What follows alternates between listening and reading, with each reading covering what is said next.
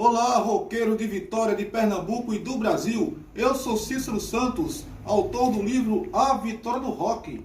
Mas neste ano em que o Blizzard Off Rock de Vitória está completando 20 anos, a 20ª edição, vou publicar a crônica dos 20 anos da história do Blizzard, contando toda a história do festival, que vai ser lançada dia 5 de agosto.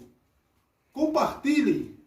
A crônica vai estar disponível após o lançamento na loja Clássico do Rock com Cristóvão, que é o produtor, o fundador do evento, comigo também, diretamente com o autor.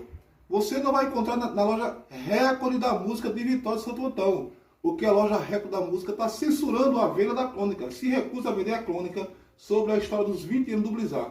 Então, dia 5 de agosto, lançamento da crônica Os 20 anos da história do Blizzard Off Rock de Vitória.